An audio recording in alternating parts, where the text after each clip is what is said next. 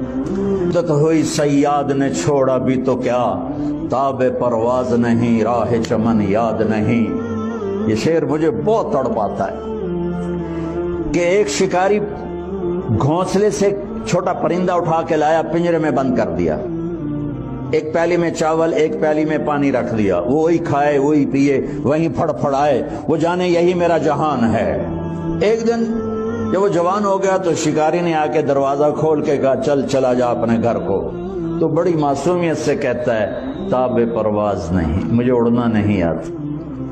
مجھے اڑنا نہیں آتا، اور اگر میں کچھ اڑ بھی جاؤں تو راہ چمن یاد نہیں، مجھے اپنے گھر کے گھونسلے کا، مجھے اپنے باغ کا، مجھے اپنے گھونسلے کا پتہ نہیں، میں کدھر جاؤں گا۔ اس وقت امت کا یہ حال ہے کہ دکان کا پنجرہ، کاروبار کا پنجرہ، نوکری کا پنجرہ، گھر کا پنجرہ، سیاست کا پنجرہ، پنجرے لگاتے جاؤ جتنے ہیں، اس میں پھڑ پھڑاتے ساری زندگی گزر گئی۔ اب